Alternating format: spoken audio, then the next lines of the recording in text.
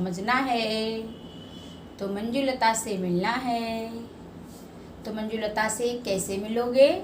मेरे चैनल को सब्सक्राइब करोगे। Thank you. नमस्कार दोस्तों, इकोनॉमिक्स विद मंजुलता में आपका स्वागत है। और आज हम एक कक्षा 12 के अर्थशास्त्र विषय के अंतर्गत एक नए टॉपिक के साथ उपस्थित हैं, जिसको मैंने पिछले वीडियो में जादुई चैप्टर का नाम दिया था। वो जादुई चैप्टर है पूंजी की सीमांत दक्षता, यानी मार्जिनल इफिशियंसी ऑफ कैपिटल। इससे पहले वीडियो में हमने जो निवेश और बचत के पहलू थे उनका हमने अध्ययन किया था, यानी प्रत्याशित बचत और प्रत्याशित निवेश क्या हैं, एक्स पोस्ट बचतें और एक्स पोस्ट इन्वेस्टमेंट क्या थे, हमने इनका अध्ययन किया था। स्थितियों का अध्ययन किया था कि कब समग्र मांग समग्र पूर्ति से ज़्यादा होती है और कब समग्र पूर्ति समग्र मांग से ज़्यादा होती है तो क्या होता है। ऐसी स्थितियों के बारे में हमने अध्ययन किया था और हमें पूरी उम्मीद है कि आप लोगों को अच्छे से समझ में भी आ गया होगा। तो अब हम जादुई चैप्टर के बारे में चर्चा करते हैं। हम जान लेते हैं पूंजी की सीमांत दक्षता, सीमांत उत्पादकता और सीमांत कार्यकुशलता क्या है। इसको हम जान लेते हैं कि एक जो पूंजी की एक अतिरिक्त इकाई होती है, उसके प्रयोग के बदले में हमें जो अतिरिक्त लाभ मिलता है उसको ही पूंजी की सीमांत दक्षता या सीमांत कार्यकुशलता कहते हैं। देखिए, जब हम अतिरिक्त इकाई का प्रयोग, जैसे कि मान लीजिए मैंने 1000 रुपये की कोई मशीन खरीदी है ना। मशीन भी तो पूंजी होती है। तो मैंने कोई मशीन खरीदी, कितने की? 1000 रुपये की।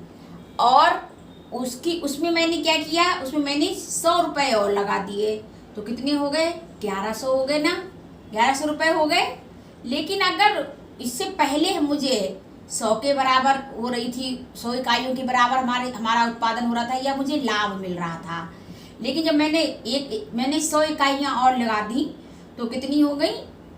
तो 1100 हो गए रुपए, और इकाइयाँ कितनी हो गई हमारी, यानी 100 इकाइयों के बराबर हमें लाभ मिल रहा था, तो कितनी हो गई? 110। तो जो ये 10 इकाइयाँ हैं ये अतिरिक्त लाभ है, ये अतिरिक्त लाभ है।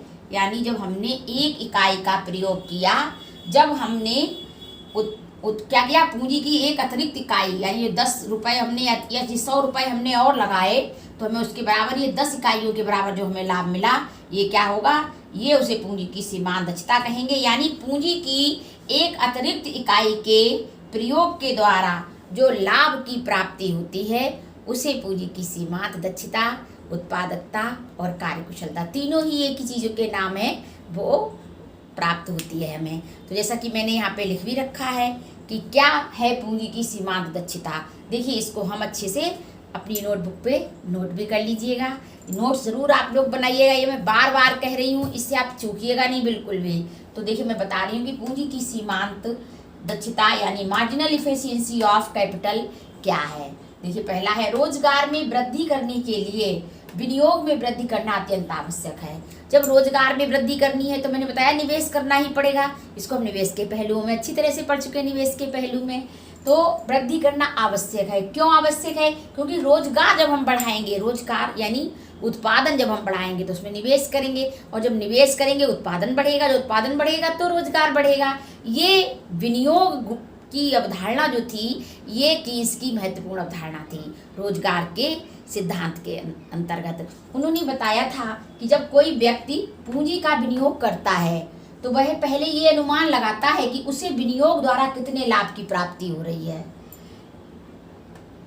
और उसे मतलब कितनी प्राप्ति होगी। हमने आपको प्रत्याशित आय भी बताई थी पिछले वीडियो में, तो वही प्रत्याशित लाभ है, वही प्रत्याशित आय है, कितने लाभ की प्राप्ति हो सकेगी तथा उसे पूंजी विनियोग की कितनी लागत देनी होगी। जैसे कि मैंने अभी आपको बताया कि मान लीजिए हमने 1000 रुपये की कोई मशीन खरीदी और इसको हम मान लीजिए 2% भी अगर हम ब्याज दे रहे हैं, वार्षिक दे रहे हैं, तो हमारा कितना, तो हमें इसको ब्याज भी तो देना पड़ेगा। 1000 रुपये के ऊपर 2% हमें ब्याज भी तो देना पड़ेगा।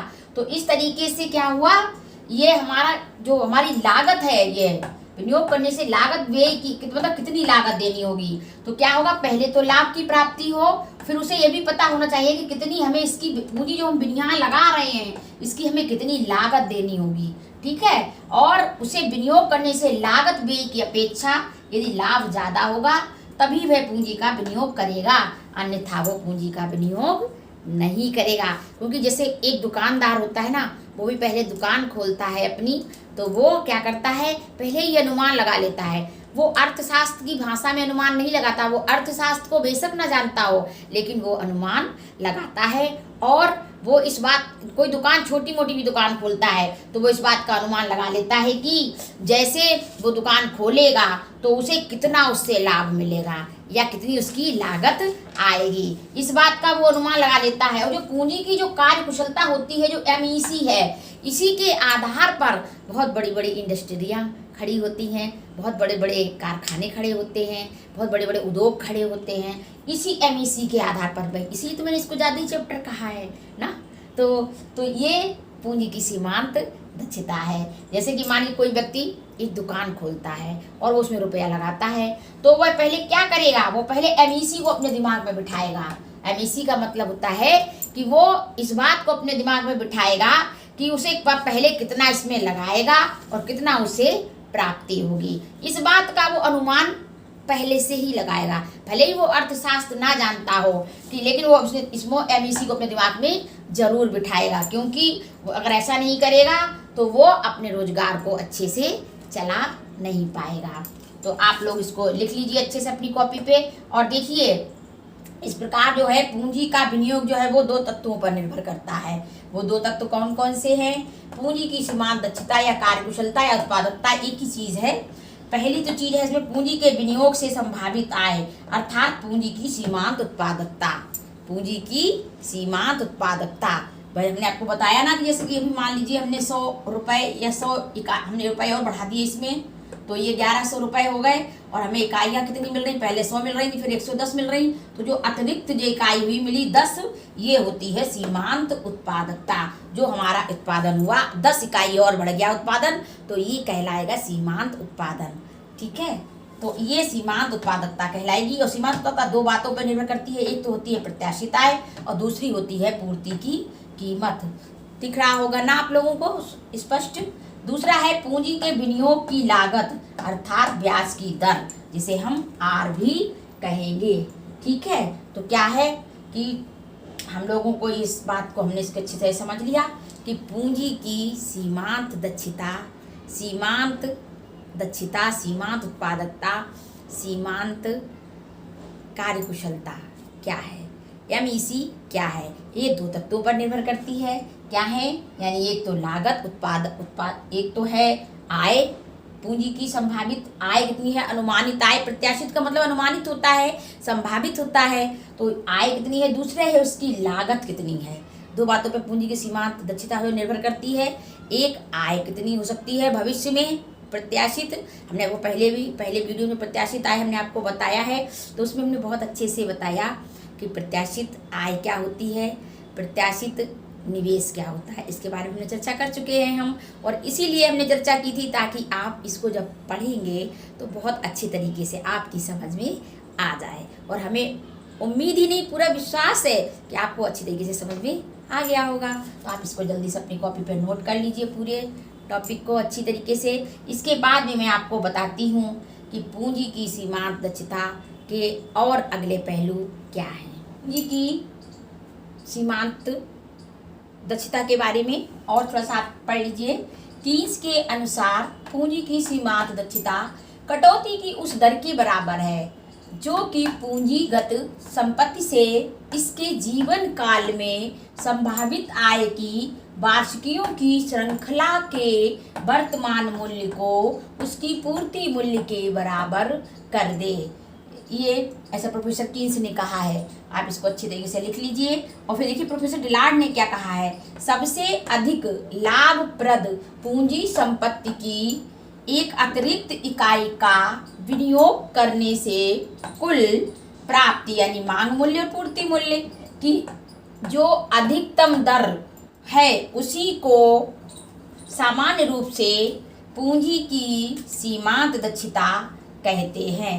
तो आप लोग इसको समझ गए होंगे बिल्कुल भी कि पूंजी की सीमांत दक्षता क्या है। देख लीजिए प्रोफेसर कीन्स ने क्या कहा है और प्रोफेसर डिलार्ड ने क्या कहा है। तो अब हम इसको सूत्र रूप में और समझ लेते हैं। सूत्र रूप में जैसे कि देखिए क्या होता है, जब हम कोई एक नई परियोजना का मतलब होता है कार्य, व्यवसाय, जब एक शुरू होता है तो क्या होता है उसमें वो पूंजी की कार्यकुशलता और बाजार की ब्याज दर पर निर्भर करता है। क्या होता है जैसे जब भी नई परियोजना में कोई भी, कीन्स ने ऐसा ही कहा है कि जब भी कोई व्यक्ति नई परियोजना में निवेश करता है तो वो क्या करता है, पूंजी की कार्यकुशलता यानी इफिशियंसी देखता है पूंजी की, और ब्याज की दर पर निर्भर करता है। और संतुलन की स्थिति में क्या होता है, संतुलन की स्थिति में क्या होता है, यानी ब्याज की दर R बराबर होता है MEC के। कब होता है ये, जब संतुलन की स्थिति होती है, अर्थव्यवस्था में संतुलन होता है तो R जो होता है वो MEC के बराबर होता है। ये बात आप बिल्कुल अपने दिमाग में अच्छे से बिठा लीजिए कि कैसे R MEC के बराबर होता है जब संतुलन की अवस्था होती है। ये क्या है, बट्टे की वह दर होती है जिस पर, जो कि एक पूंजीगत परिसंपत्ति से, जैसे इसमें लिखा हुआ भी है कि पूंजीगत परिसंपत्ति, ये देखिए लिखा हुआ है पूंजीगत परिसंपत्ति से क्या होता है, जो कि प्रत्याशित आय यानी संभावित आय की वार्षिकियों की श्रृंखला के वर्तमान मूल्य को उसकी पूर्ति के मूल्य के बराबर कर देती है। तो यानी क्या होता है कि जो MEC वही है जो बट्टे की वह दर है जो कि पूंजीगत परिसंपत्ति के संपूर्ण जीवन काल से प्राप्त वार्षिक प्रत्याशित आय के वर्तमान मूल्य को पूंजीगत परिसंपत्ति के पूर्ति मूल्य के बराबर कर देती है, ऐसा प्रोफेसर कीन्स ने कहा है। अब आप लिख रखा है कि सूत्र रूप में MEC बराबर पूंजीगत परिसंपत्ति की प्रत्याशित आय और पूंजी परिसंपत्ति की पूर्ति मूल्य या पूर्ति कीमत गुणे 100, यानी MEC PY upon SP into 100। अब PY क्या है, ये है हमने आपको बताया नहीं, रेट ऑफ डिस्काउंट, यानी रेट ऑफ डिस्काउंट या डिस्काउंट ऑफ यील्ड, वो होती है prospective yield, PY prospective yield. इसको मैं अभी आपको विस्तार से बता दे रही हूँ कि ये क्या क्या चीज़ है। पहले हम इन दोनों का पूंजी संपत्ति की प्रत्याशित आय और पूंजी पर संपत्ति की पूर्ति कीमत यानी पूर्ति मूल्य को हम समझ लेते हैं थोड़ा सा। तो आइए पहले तो आप इसको उतार लीजिए अपनी कॉपी पे, इसके आगे हम आपको बताते हैं। जो ये मैंने 2 शब्द लिखाए हैं, पूंजी परिसंपत्ति की प्रत्याशित आय और पूंजी परिसंपत्ति की पूर्ति कीमत। इस प्रत्याशित आय के बारे में बता भी चुकी हूँ थोड़ा थोड़ा कि आय क्या होती है। जब भी हम कोई मशीन या कोई कारखाना लगाते हैं तो उससे हम एक अनुमान लगा लेते हैं कि हमें इससे, जो हमने मान लीजिए कि हमने मशीन लगाई, मान लीजिए ये हमने मशीन लगाई और इसको हमने जान लिया कि पहले वर्ष में कितने देगी, दूसरे वर्ष में कितना देगी, तीसरे वर्ष में कितना देगी, चौथे वर्ष में कितना, 5वें वर्ष में ये हमें कितना कमा कर देगी, ये प्रत्याशित आय कहलाती है। हम एक अनुमान लगा लेते हैं पहले से ही, जो कि हमें पता चलता है कि हमने इस मशीन का या इस कारखाने का या हमने इस परियोजना में हमने एक निवेश किया है तो हमें इससे कितना भविष्य में आमदनी होने वाली है, कितना हमें लाभ मिलने वाला है। पूर्ति कीमत क्या होती है, ये वर्तमान कीमत होती है और ये भविष्य के लिए होती है। इसको आप पहले उतार लीजिए अच्छे से, फिर हम इसको विस्तार से आपको बताते हैं। ये वार्षिक प्रत्याशित आय क्या है, यानी जो भी उत्पादन होता है, जो भी उत्पादन हुआ उसमें जो उत्पादन हुआ उसको बिकेगा, वो उत्पादन बिकेगा भी तो उस उत्पादन के विक्रय से जो भी प्रत्याशित आय हुई, जो भी प्रत्याशित हुई यानी prospective yield from capital asset, जो भी आय हुई इस प्रत्याशित आय उत्पादन के विक्रय से, तो और उत्पादन परिवर्तनशील उत्पादन लागतों का अंतर, यही प्रत्याशित वार्षिक प्रत्याशित आय कहलाता है। जैसे देखिए हम प्रॉफिट कैसे निकालते हैं, हमने माइक्रो में पढ़ा था, प्रॉफिट हम कैसे निकालते हैं, बराबर कैसे निकालते हैं, TR माइनस TC, यानी टोटल रेवेन्यू, कुल आय में से हम कुल लागत को घटा देते हैं, तभी तो हमें प्रॉफिट मिलता है कि नहीं मिलता है। हमने माइक्रो में भी पढ़ा है और ये माइक्रो में कुल की बात है, तो इसमें ये भी इसमें आ रहा है, यानी कुल आय में से हम कुल लागत को घटा देते हैं। उत्पादन जब होता है तो जो बेचते हैं उसमें से क्या होता है हम, यानी प्रत्याशित आय, जो भी कुल आय हुई उसमें से हमने क्या घटा दी, परिवर्तनशील लागतें। परिवर्तनशील लागतें क्या होती हैं, जैसे कच्चा माल, मजदूरी, रख रखाव, यातायात जो आदि हैं, ये परिवर्तनशील लागतें होती हैं। और परिवर्तनशील लागतें कैसी होती हैं?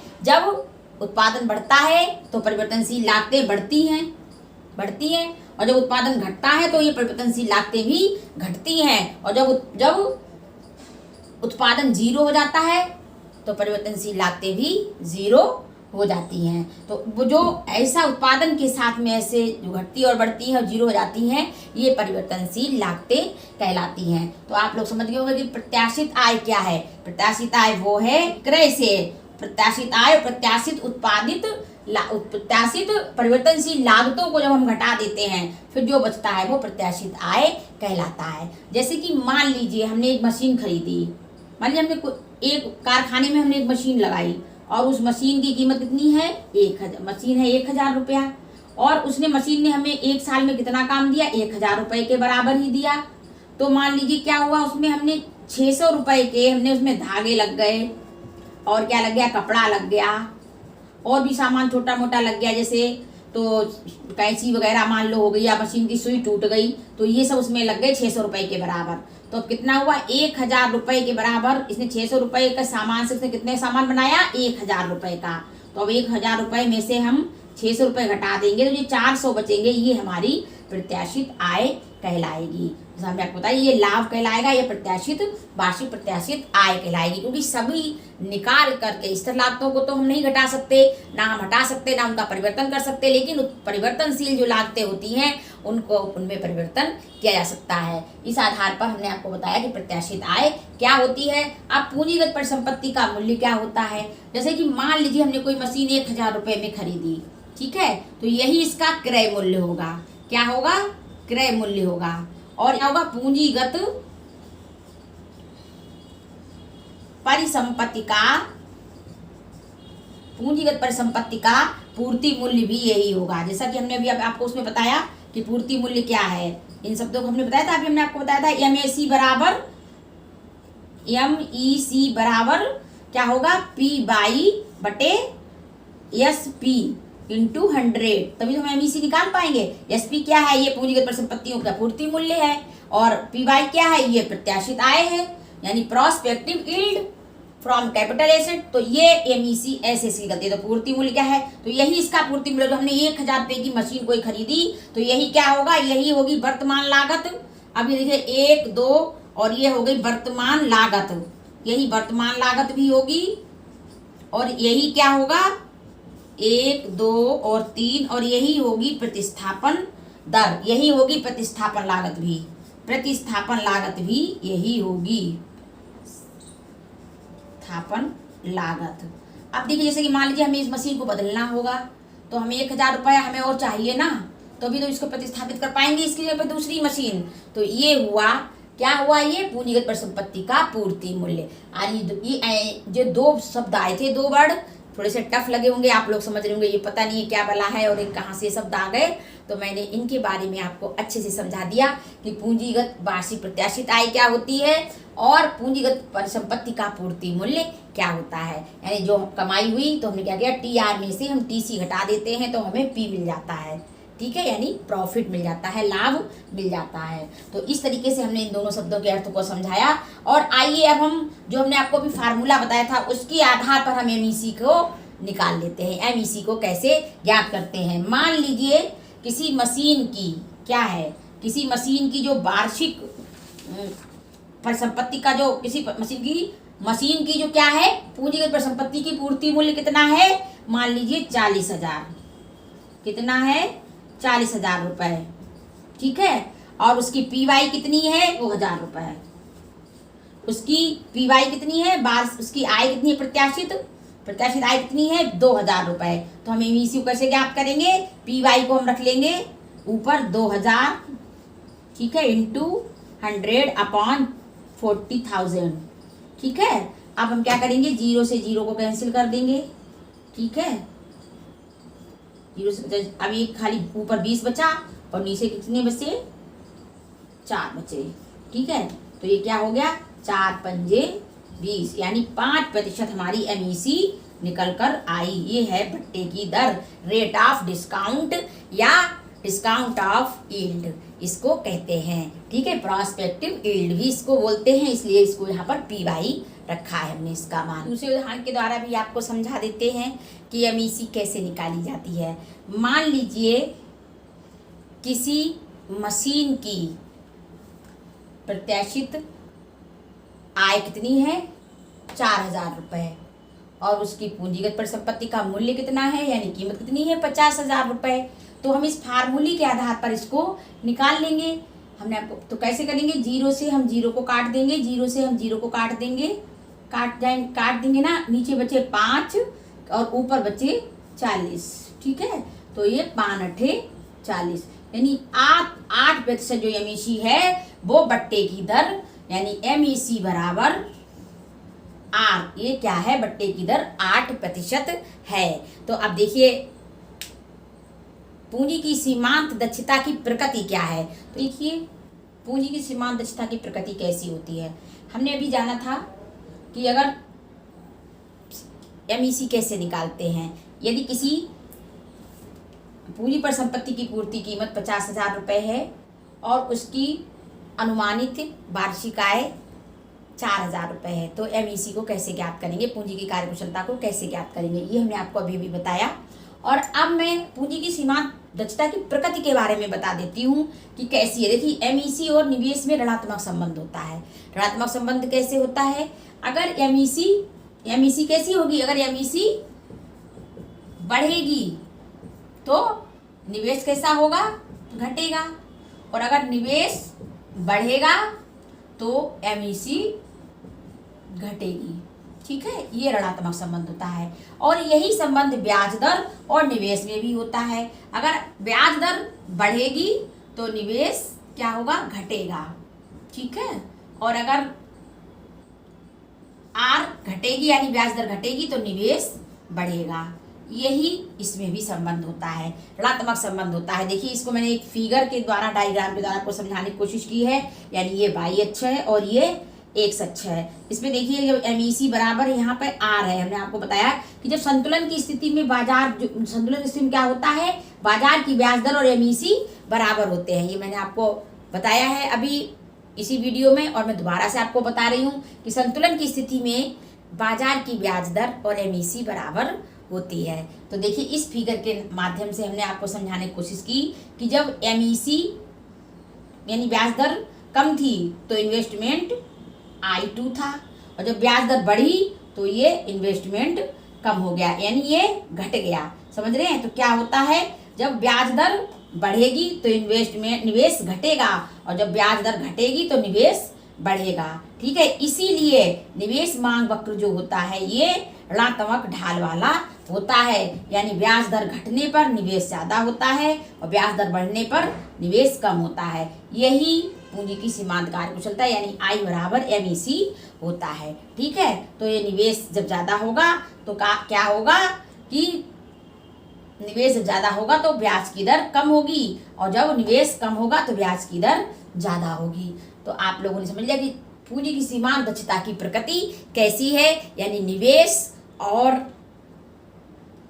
R में विपरीत संबंध है, और निवेश और पूंजी की कार्यकुशलता बढ़े में भी विपरीत संबंध है। अगर पूंजी की कार्यकुशलता बढ़ती है तो निवेश घटता है, और पूंजी की कार्यकुशलता यदि घटती है तो निवेश बढ़ता है, और यदि पूंजी की कार्यकुशलता बढ़ती है तो निवेश घटता है। ये ऋणात्मक संबंध होता है। आप लोगों ने इसको समझ लिया अच्छी तरीके से। और पूंजी की सीमांत दक्षता के बारे में मैंने आपको अच्छी तरीके से बताया कि क्या वार्षिक प्रत्याशित आय होती है और क्या पूंजीगत परिसंपत्ति की पूर्ति कीमत होती है। यानी पूर्ति कीमत, जैसे कि मान लीजिए मैंने 1,000 में कोई मशीन खरीदी तो उसका वही क्रय मूल्य कहलाएगा, वही वर्तमान लागत कहलाएगा, वही पूंजीगत परिसंपत्ति का मूल्य कहलाएगा, और वही पूंजीगत परिसंपत्ति का पूर्ति मूल्य कहलाएगा, और वही प्रतिस्थापन लागत भी कहलाएगी या प्रतिस्थापन मूल्य भी कहलाएगा। ये चारों ही उसी को कहे जाएंगे। और प्रत्याशित आय मैंने आपको बता दी कि जैसे किसी मशीन से मान लीजिए हमें 2,000 रुपये की आमदनी हुई, और उसमें से मेरे 1100 या 1,200 रुपये मेरे लागत में लग गए तो क्या कैसे निकलेगी आय, यानी हम टोटल रेवेन्यू में से हम टोटल कास्ट को घटा देंगे तो जो बचेगी वो प्रत्याशित वार्षिक आय बचेगी, क्योंकि ये अनुमानित आय होती है, वास्तविक आय नहीं होती है, ये अनुमानित होती है और संभावित होती है। ठीक है, तो अब हम एक चीज और ज्ञात कर लेते हैं, सप्लाई प्राइस, यानी पूंजी की दक्षता के अंतर्गत हम सप्लाई प्राइस को और ज्ञात कर लेते हैं। तो आर ज्ञात यानी पूंजी की सीमांत दक्षता को MEC को ज्ञात करने की विधि बताई थी, यानी MEC बराबर क्या था, MEC बराबर इज इक्वल P/SP, यानी सप्लाई प्राइस इंटू 100, ये हमने आपको बताई थी। PY का मतलब होता है प्रोस्पेक्टिव यील्ड, यानी प्रत्याशित आय, और PY का मतलब होता है, SP का मतलब होता है सप्लाई प्राइस, यानी पूर्ति मूल्य, पूंजीगत परिसंपत्ति का पूर्ति मूल्य क्या है या पूर्ति कीमत क्या है। इसके आधार पर हमने निकाल के अभी आपको 2 उदाहरणों के द्वारा समझाया अच्छे से। अब हम सप्लाई प्राइस को ज्ञात कर लेते हैं। तो पहले हम ये जान लेते हैं कि ये R क्या है, Q1 और Q2 और Q3 क्या है, तो इसको हम ज्ञात कर लेते हैं। S का तो मतलब आप लोग जान ही गए होंगे, SP का मतलब होता है पूर्ति मूल्य या पूर्ति कीमत। ठीक है, और आपका Q1, Q2, Q3 और QN ये क्या है, ये है किसी भी मशीन से प्राप्त, जैसे किसी भी मशीन से प्राप्त प्रथम वर्ष, द्वितीय वर्ष, तृतीय वर्ष, और हमने चतुर्थ वर्ष, 5वीं वर्ष, किसी भी समय N वर्ष तक जा सकते हैं। प्रथम वर्ष से प्राप्त प्रत्याशित आय, ठीक है। और R क्या है, R बराबर है MEC, यानी बट्टे की दर। ठीक है, क्या है, बट्टे की दर या रेट ऑफ डिस्काउंट, ठीक है, या डिस्काउंट ऑफ यील्ड।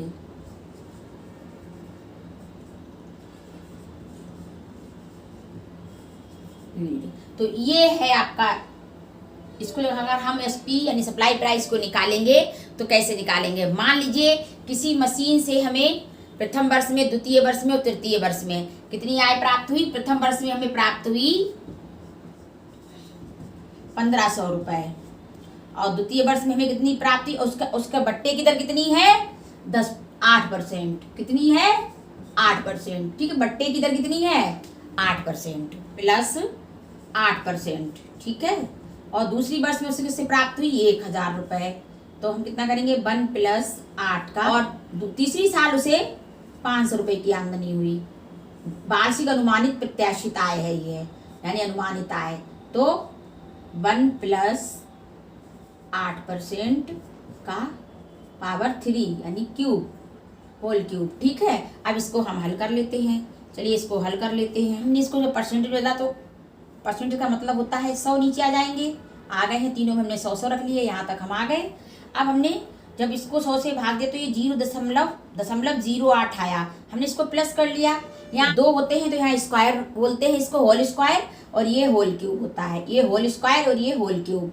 तो हमने यहाँ पर क्या किया, इसको हमने चेंज कर लिया परसेंटेज में, परसेंटेज हमने चेंज किया तो ये आया 0.08, और हमने इसको इस तरीके से हमने मल्टीप्लाई किया। इसको, ये स्क्वायर है तो इसको 2 बार, और ये क्यूब है तो इसको 3 बार कर लिया। ठीक है, फिर जब हमने किया तो 1.08 से हमने 1500 को भाग दिया तो आंसर आया 1388.88, और जब हमने इन दोनों का गुणा किया 1.08 और 1.08 का, तो आया 1.166। ठीक है, इसको हमने 1000 से भाग दिया तो आया 857.63। ठीक है, फिर हमने क्या किया, इन 3 का जब गुणा किया तो आया आंसर कितना, 1.259। फिर हमने 500 को इससे भाग दिया तो आया 397.14। ठीक है, जब हमने इनको जोड़ा, इन तीनों को हमने जोड़ लिया, देखिए जोड़ लिया है ना,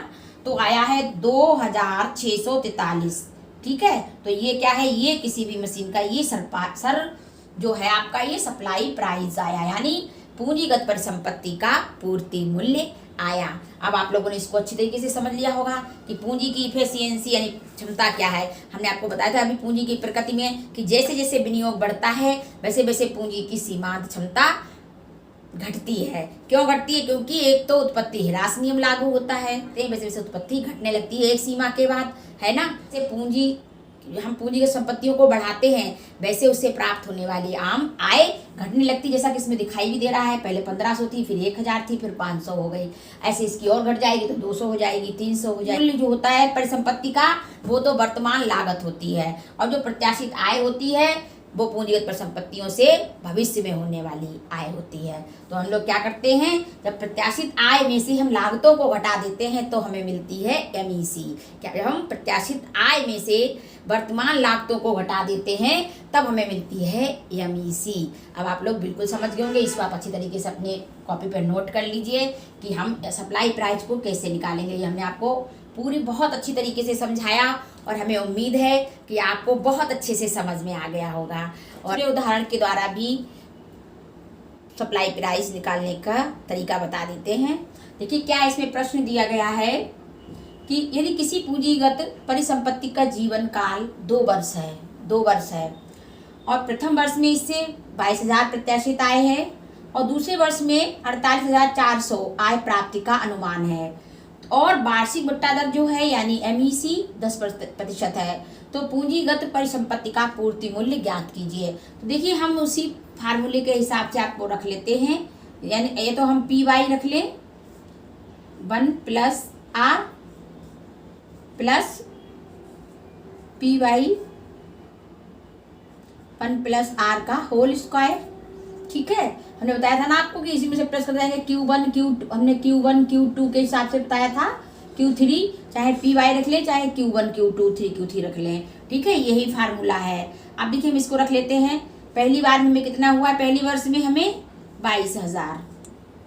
ठीक है, बट्टा दर हमारी कितनी है 1 + R यानी 10%। ठीक है, तो हम 10/100 लिख लेंगे। फिर प्लस दूसरी वर्ष में कितनी है हमारी 48,400 है, तो हम इसको भी इसी तरीके से रख लेते हैं। R हमारा 10% है तो 100 लिख लेंगे। ठीक है, तो हमने इसको जोड़ लिया, इसका होल क्यूब हम कर लेंगे, होल स्क्वायर कर लेंगे। फिर देखिए इसको हल कर लेते हैं, यानी 22,000 को हम क्या करेंगे, इसको हम 1 + 1 हो जाएगा ना हमारा, क्योंकि हम इसको काटेंगे जब तो ये हमारा कितना निकल के आएगा 0.1 आएगा निकल के। ठीक है, तो हमने इस तरीके से इसको लिख लिया और इसको हम इस तरीके से लिख लेंगे। इसको भी हम काटेंगे तो ये हमारा कितना निकल के आएगा 0.1। हम इसको जोड़ लेंगे तो कितना हो जाएगा 1.1 × 1.1। ठीक है, फिर हम इसको फिर हल कर लेते हैं तो कितना आया हमारा, जब हमने इसका हमने ये पॉइंट हटाया तो हमने एक 0 यहाँ और बढ़ गया। समझ में आ रही है? तो हम इसको क्या करेंगे, हमने इसको भाग दिया 11 से, तो 11 दूनी 22, तो यहाँ पे ये 22 कट गए 11 से, 4 0 बचे, लिख लेते हैं। और यहाँ पे हमने क्या किया, 11 को हमने इससे हमने गुणा किया इसका, तो कितना आया हमारा 121। 11 11 121 होता है। 2 के बाद हमारा दशमलव, तो दशमलव लगा लिया, पॉइंट लगा लिया। अब हम इस पॉइंट को हटाएंगे तो हम यहाँ 2 0 और बढ़ा लेंगे। ठीक है, अब हम इसको भाग देते हैं 12 चौके 48। ठीक है, 4 एकम 4, 4 दूनी 8 और 4 एकम 4, ये हमारा पूरा कट गया। और कितना आया हमारा 4 बार आया, 4 बार आया, और ये 4 हम 0 यहाँ पर इनको उतार लेते हैं। ठीक है, इस तरीके से ही हमारे कितने आए +40,000।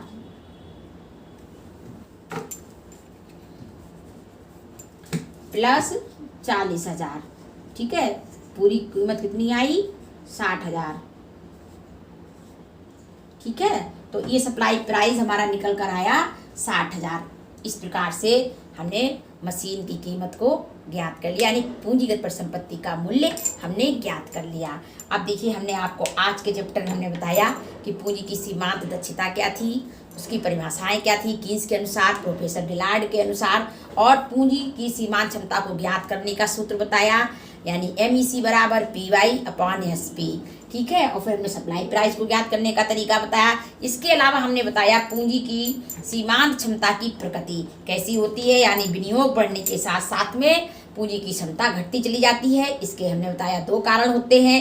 पहला होता है कि पूंजीगत परिसंपत्ति अर्थात मशीनों की पूर्ति बढ़ने से जो भावी संभावित आय होती है, प्रत्याशित आय, वो कम हो जाती है। इसके पहले जो हमने उदाहरण दिया था उसमें हमने आपको बताया था कि पहली साल 1500 रुपये की आमदनी हुई, दूसरी साल 1000 की, तीसरी साल 500 की आमदनी हुई। इस प्रकार से उसकी जो आय होती है वो घटने लगती है। और दूसरी, उत्पत्ति ह्रास नियम के कारण मशीनों की लागत बढ़ जाती है। इस कारण भी ये पूंजी की प्रकृति के अंतर्गत आता है। हमने आपको बताया, उस चित्र के माध्यम से भी बताया कि जब निवेश बढ़ता है, कब बढ़ता है निवेश, यानी R और MC जब घटती है तो निवेश बढ़ता है, और R और MC जब बढ़ती है तो निवेश घटता है।